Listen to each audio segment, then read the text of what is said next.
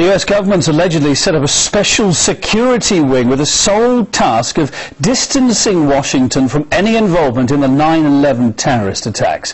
Investigative journalist Madsen claims the group has since grown into a disproportionate counterintelligence force, mainly targeting journalists and prosecuting whistleblowing security officials. Well, he's on the line now from Washington to give us the details. Mr. Madsen, good day to you. Now, to your knowledge, is this group supposedly operating now, and where is it operating?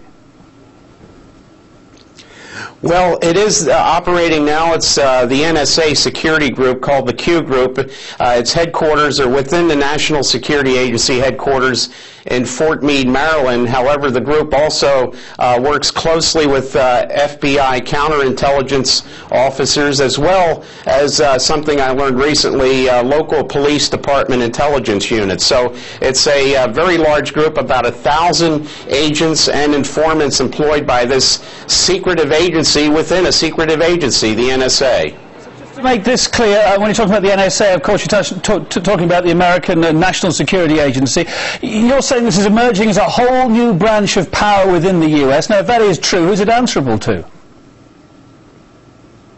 It's really answerable to no one. On paper, of course, this security organization answers to the director of the National Security Agency, General Keith Alexander. But I've been told by people on the inside that the oversight committees in the House of Representatives and the Senate, the House and Senate Intelligence Committees, as well as the congressional offices of Maryland representatives and senators, particularly Representative Dutch Rupersberger, who represents the National Security Agency area headquarters. It's in his district. There are informants even on their staff, so people who come to them with complaints, that information is passed to this NSA security group. Well, the NSA, highly secret, of course, often with good reason.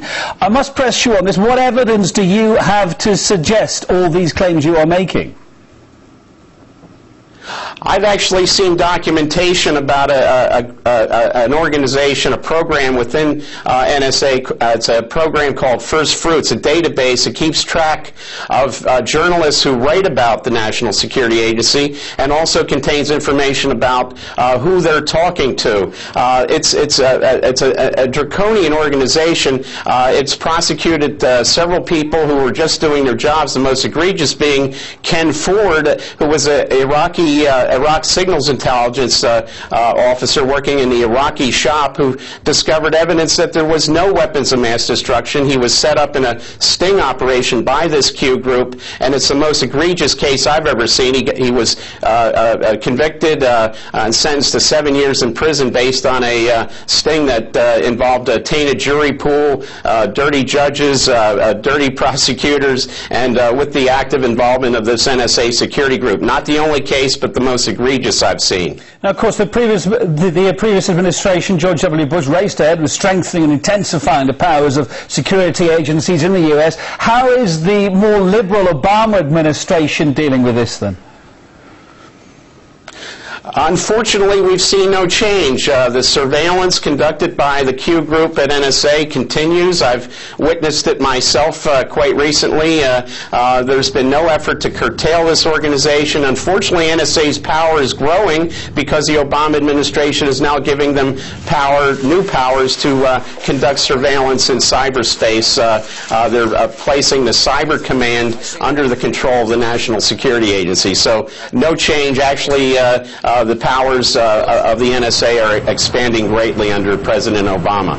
Also, Madsen, investigative journalist and RT contributor from Washington, D.C. Thanks for joining us today, coming out of the program. It's appreciated.